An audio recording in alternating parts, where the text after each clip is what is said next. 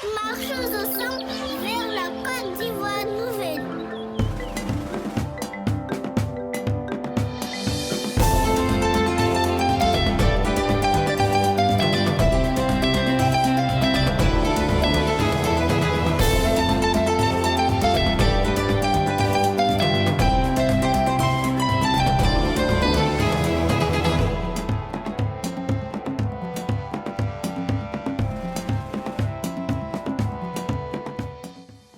D'une façon générale, je dirais aux Ivoiriens que cette nouvelle constitution vise non seulement à garantir les libertés et les droits politiques des hommes, des femmes, de tous les citoyens, mais aussi à promouvoir le développement dans tous les sens, dans tous les secteurs, et à garantir la paix et la stabilité de la Côte d'Ivoire. Au début de la crise en Côte d'Ivoire, tous les partis politiques représentatifs de la scène politique ivoirienne se sont retrouvés à l'INAS Marcoussis. Tous ont pris un engagement qui a fait l'objet de ce que nous avons appelé les accords de l'INAS Marcoussis. Ces accords devraient, bien entendu, déboucher sur une révision constitutionnelle, ce qui n'a jamais été le cas, quand est intervenue la crise que nous avons connue en 2010-2011. Quand nous connaissons une telle crise, dans tous les pays, il est important de tourner la page. Et tourner la page, c'est donc de mettre en place une constitution qui puisse être le socle de départ pour une nouvelle vie ensemble. Cette constitution nous permet de sortir d'une longue période de crise. Une constitution qui garantit la paix et la stabilité de notre pays. Une constitution qui garantit les droits et devoirs des enfants, des jeunes, des femmes et des chefs traditionnels. Il s'agit de créer une nation plus stable avec des institutions modernes. Une nation réconciliée et en paix.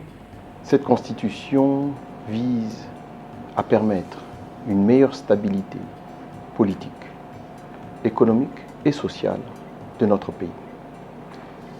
Cette constitution va permettre à tout Ivoirien de contribuer au développement de son pays. Et cette nouvelle constitution a l'avantage d'être débarrassée de tout ce qui est sujet conflictuel pour permettre à tous les Ivoiriens, aussi bien qu'ils ont les mêmes devoirs, d'avoir les mêmes droits.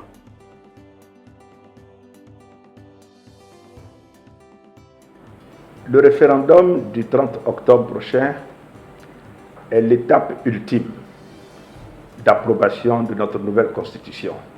Ici, le mandant, c'est-à-dire le détenteur du pouvoir, c'est le peuple, qu'on appelle le pouvoir constituant originaire. Dès lors que le texte donc est rédigé par une commission technique, il faut, en dernière analyse, demander l'avis du peuple. Et le mode qui sied le mieux, c'est le référendum.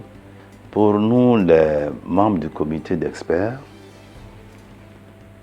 au nom de notre science, mais aussi pour l'amour de notre pays, nous avons proposé au chef de l'État un texte consensuel, un texte impersonnel, un texte moderne. Et le référendum consiste à interroger le peuple. C'est l'essence même de la démocratie.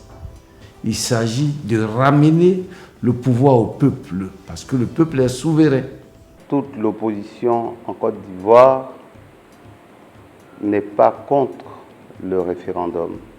La Constitution aujourd'hui comprend plus de 180 articles et évidemment, on ne peut pas tous être d'accord sur 180 articles, mais chacun d'entre nous peut retrouver certaines idées qui sont importantes, qui sont renforcées, qui sont, dit-on, constitutionnalisées, c'est-à-dire garanties par la Constitution.